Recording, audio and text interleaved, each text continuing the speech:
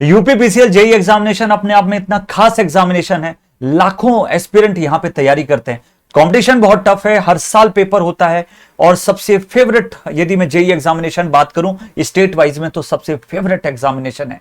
तो इस खास एग्जाम के लिए और आप सभी खास बच्चों के लिए मैं ये 5 इंपॉर्टेंट पॉइंट यहां पे डिस्कस करने वाला हूं कि यूपीपीसीएल जेई क्या है, previous upcoming analysis, pay scale, career growth and paper pattern, एक एक करके हर एक चीज के बारे में हम लोग अच्छे से समझेंगे। वीडियो बहुत अच्छा होने वाला है, लाइक और शेयर जरूर करिएगा। So welcome to the master plus education, let's start one by one each and every topic. पहले हम ये समझ लेते हैं कि यूपीपीसीएल जेई एग्जाम होता क्या है। देखो यार बच्चों, ऐसा एग्जाम जो हर साल आ रहा है ना, तो वो बच्चों को ऑटोमेटिकली फेवरेट बन जाता है, क्योंकि हमारे दिमाग में एक क्राइटेरिया रहता है, चलो इस साल है ना ये पेपर आएगा, तो पहले से तैयारी हम लोग करके रखते हैं। अभी तक भी मैं देख रहा हूं बहुत सारे बच्चों से जो मेरा इंटरेक्शन हो रहा है, कई बच्चे अभी भी प्रिपरेशन स्टार्ट नहीं किए हैं। देर मत करिए भाई, लगभग 2 से 3 मंथ्स में आप लोग इसका नोटिफिकेशन देख सकते हैं। 2 से 3 मंथ के भीतर भीतर आपको ये मिल जाएगा। अब ये किस किस के लिए कंडक्ट कराता है, गवर्नमेंट ओन्ड ऑर्गेनाइजेशन है, लखनऊ बेस्ड इसका हेडक्वार्टर है। आप सिविल एंड इलेक्ट्रिकल के लिए ये एग्जामिनेशन कराता है, बहुत ही प्यारा तगड़ा एग्जामिनेशन है और टफ एग्जाम भी आप बोल सकते हो as compared to the SSC JE examination.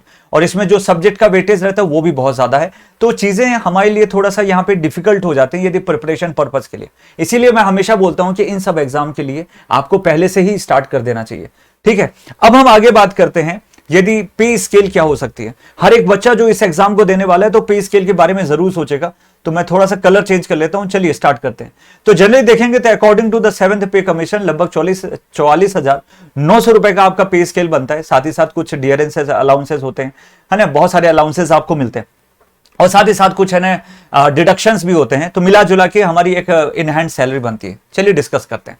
तो जनरली जो 44,900 रुपए की जो सैलरी बनती है उसमें 31% का लगभग आपको वेरिएशन होता है सिटी वाइज सिटीज का।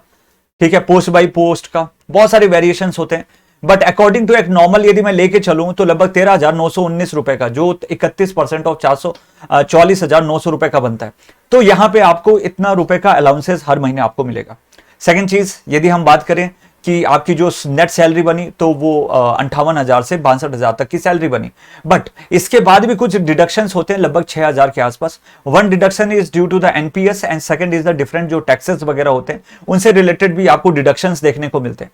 तो आपकी जो इन हैंड मतलब आपके हाथ में जो सैलरी बन के आती है या आपके अकाउंट में जो सैलरी बन के आती है वो 52,000 रुपए से लेकर 56,000 रुपए तक की होती है पर मंथ। और स्टार्टिंग के लिए बच्चों आपके लिए बहुत सही है। धीरे धीरे आप इम्प्रोवाइज करते हैं, अपडेट करते हैं अपने आप को, बहुत सारे और भी एग्जाम क्वालिफाई करते हैं, प्रमोशन होते हैं, तो उसके हिसाब से सैलरी बढ़ती रहती है। नेक्स्ट यदि हम बात करें कि इसमें कैरियर और ग्रोथ के क्या क्या ऑप्शन है, जनरली यदि आप देखोगे तो जब जूनियर इंजीनियर में कुछ साल यदि हम काम कर लेते हैं, लगभग 4 से 5 साल का समय होता है, may be it may very. इसके लिए मैं एक लॉन्ग वीडियो लेके आ जाऊंगा क्या क्या सिनेरियो रहते हैं इसके लिए। तो आपको असिस्टेंट इंजीनियर, जिसे हम लोग एसडीओ की पोस्ट बोलते हैं, उसमें सर्विस करने का आपको मौका मिलता है। ठीक है, और बहुत सारे जो उसके अलाउंसेस हैं, ठीक है, क्योंकि जो बंगलो वगैरह मिलता है वो इससे थोड़ा सा अपर लेवल का मिल जाता है, गाड़ी वगैरह मिलती हैं और भी सारे बहुत सारे अलाउंसेस हैं जो उसमें ऐड हो जाते हैं।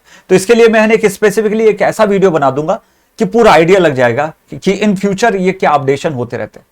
नेक्स्ट यदि हम बात करेंगे पेपर पैटर्न कैसा होता है, तो देखिए जनरली पेपर जो पैटर्न होता है वो डिप्लोमा लेवल की इंजीनियरिंग बेस्ड सब्जेक्ट, जैसे आप इलेक्ट्रिकल्स हैं तो इलेक्ट्रिकल के जो डिफरेंट डिप्लोमा लेवल पे सब्जेक्ट्स होते हैं वो आएंगे। सिविल से हैं तो सिविल के अकॉर्डिंग आ जाएंगे, तो आपकी पर्टिकुलर स्ट्रीम से रिलेटेड यहाँ पे क्वेश्चन पूछे जाते हैं। तो 150 क्वेश्चन होते हैं। ठीक है, जनरल नॉलेज और अवेयरनेस से रिलेटेड 20, रीजनिंग से रिलेटेड 20, जनरल हिंदी से रिलेटेड 10 है, तो टोटल मिला के 200 क्वेश्चन होते हैं। एंड फॉर 3 आवर्स के लिए मतलब 180 मिनट के लिए आपको पेपर दिया जाएगा और लगभग आपके 200 मार्क्स फॉर 200 क्वेश्चन के लिए पेपर होगा। तो कहने का मतलब है कि 200 क्वेश्चन 200 मार्क्स एंड 180 मिनट। लड़ाई लंबी है, लड़ाई मुश्किल भी है, टाइमली आपको चीजें खत्म भी करनी पड़ेंगी और प्रैक्टिस अच्छी करनी पड़ेगी, कहने का ये मतलब। तो ऐसा करते हैं, थोड़ा प्रीवियस एनालिसिस कर लेते हैं जिससे आपको और भी अच्छे से आइडिया लग जाए। तो मैं 2016 से लेके कुछ कट ऑफ आपके लिए लेके आऊं। तो यदि मैं जूनियर इंजीनियर इलेक्ट्रिकल की बात करता हूं, जूनियर इंजीनियर सिविल की बात करता हूं, तो ये आपके सामने डेटा दिया गया। तो देखिए यार बच्चों, जनरल के लिए 121 का कट ऑफ गया था, है ना। इलेक्ट्रिकल की बात कर लेता हूं पहले, ओबीसी के लिए 117, एससी के लिए 106 और एसटी के लिए 92.25 का कट ऑफ गया था। बट यदि हम लोग सिविल की बात करें तो 170 है ना जनरल के लिए गया था, एंड देन ओबीसी के लिए 114 और एससी के लिए 105 और फिर एसटी के लिए वो कैटेगरी में ओपन ही नहीं थी उस समय पे सीट। तो कहने का मतलब 2016 में ये सिनेरियो रहा, सिविल के लिए बहुत ज्यादा कट ऑफ था, इलेक्ट्रिकल के लिए भी आपका ये सिनेरियो धीरे धीरे बढ़ते रहने लगा। चलिए देखते हैं 2017 में क्या हुआ। 2017 में जब इलेक्ट्रिकल की पोस्ट आई, सिविल की उस समय में पोस्ट नहीं आई थी, इलेक्ट्रिकल की 164, 157, 143 एससी कैटेगरी, एसटी 138, फिर एक्स सर्विसमैन 114 है, पीएच और डीएफएफ के लिए आपकी 138 और 102 है कट ऑफ गया था। तो कहने का मतलब है कट ऑफ बहुत ज्यादा जंप मारा। जंप देख रहे हो कितना है, पहले के कंपैरिजन में कितना ज्यादा जंप हो चुका है, 164 है ना कट ऑफ आ गया। छोटी बात नहीं है 200 में 164 नंबर लेके आना। So it was a very है ना गुड कट ऑफ, और बोल सकते हो वेरी टफ कट ऑफ बोल सकते हो। 2019 के यदि सिनेरियो की बात करें तो थोड़ा सा कट ऑफ कम आया था।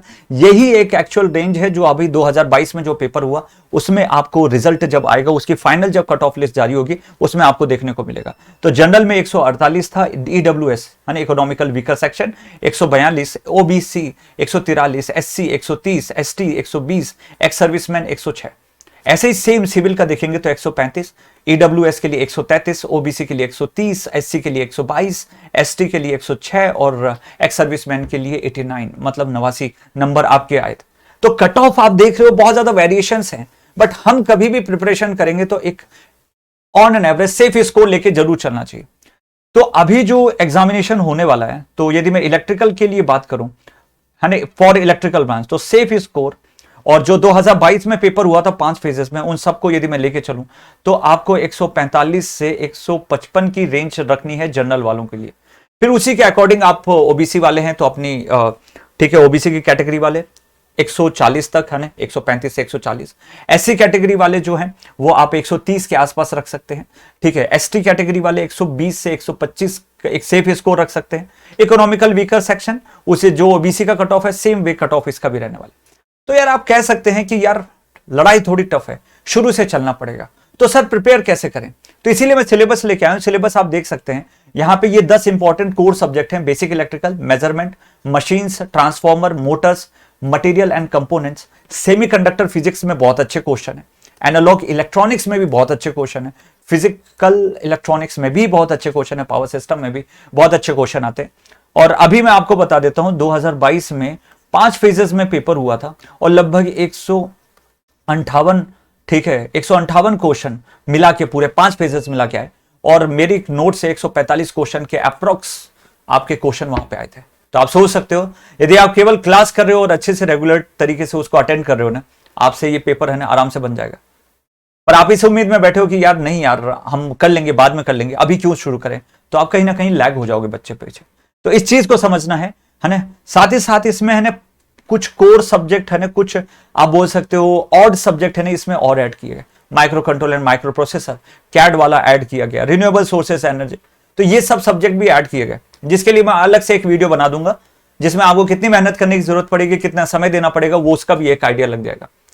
तो कुछ पोर्शन है ना यूपीपीसीएल जेईई में इस बार पूछे गए थे और आपको ध्यान रखना बहुत जरूरी है। तो ये है कुछ आपका कोर सिलेबस इलेक्ट्रिकल से।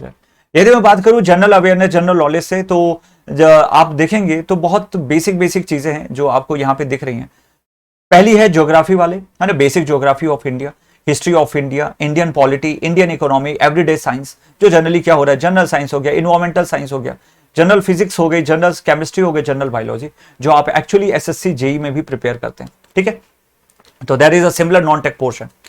नेक्स्ट यदि हम लोग बात करेंगे करंट अफेयर में क्या आएगा, तो जनरली जो अभी रिसेंट की 1 साल में जो चीजें हुई हैं वो आपके लिए इंपॉर्टेंट बन जाती है। जैसे कौन कौन से लोग बहुत इंपॉर्टेंट रहे, ठीक है, खेल कूद से रिलेटेड या किसी और भी क्षेत्र से रिलेटेड, अभी नाटू को मिला है तो उससे रिलेटेड क्वेश्चन बन जाते हैं।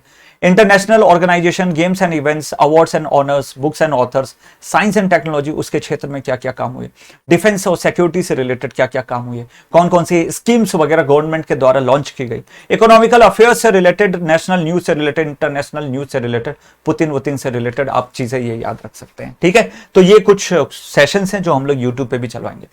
नेक्स्ट यदि हम लोग बात करें रीजनिंग से रिलेटेड, बहुत प्यारा क्वेश्चन है, जैसे सेम एज एसएससी जेईई है वैसा ही आपका यूपीपीसीएल जेई का भी आपका रीजनिंग का सेक्शन बनता है। So please go through all the points, सब के सब इंपॉर्टेंट है, कुछ भी मत छोड़िएगा। इसके सेशंस में अलग से लाते भी रहूंगा फॉर द प्रैक्टिस पर्पस, ठीक है। मास्टर प्लस से जुड़े हो तो कभी भी हताश होकर नहीं जाओगे, टेंशन मत लीजिए। नेक्स्ट यदि हम लोग बात करें तो क्योंकि आप हिंदी भाषी क्षेत्र से बिलोंग करते हैं तो बेसिक हिंदी आनी आपकी जरूरत है, बेसिक हिंदी व्याकरण आनी जरूरत है आपको, ठीक है। संधि एंड संधि विच्छेद, समास हो गए, उपसर्ग हो गए, पर्यायवाची, विलोम शब्द, युग्म शब्द, वाक्य, वाच्य एंड क्रिया, ये सब इंपॉर्टेंट टॉपिक्स बनते हैं हिंदी व्याकरण से रिलेटेड, ये सब भी आपको पढ़ना जरूरी है। तो ऑल इन ओवर मैंने ये बताया आपको कि यार यूपीपीसीएल जेई की लड़ाई जो है ना आसान नहीं है। 5 से 6 महीने का पूरा आपकी डेडिकेटेड तरीके से मेहनत चलती है, सही समय है, अब इसे शुरू कर दीजिए। मास्टर प्लस के साथ भी आप जुड़ सकते हैं, हमारे विराट बैच है उसमें हम लोग स्टार्ट करके रखे हैं अपनी क्लासेस, आज से ही क्लासेस स्टार्ट हुई है, 16 मार्च से क्लासेस स्टार्ट हुई है। आप जुड़ के अपनी प्रिपरेशन को और स्ट्रांग बनाइए भाई। और सब्जेक्ट भी हम कवर कर रहे हैं, नॉन टेक्निकल भी कवर कर रहे हैं, टेक्निकल भी कवर कर रहे हैं, बहुत कम प्राइस पे हम लोग पूरी चीजें कवर करा रहे हैं। आपके साथ हम जरूर देंगे लास्ट तक, प्रिपरेशन में डेफिनेटली हेल्प होगी। प्रीवियस प्लेटफॉर्म में बच्चों को सिलेक्शन दिया और इस प्लेटफॉर्म पे तो और भी ज्यादा सिलेक्शन हम देंगे। Thank you so much, love you all, bye bye.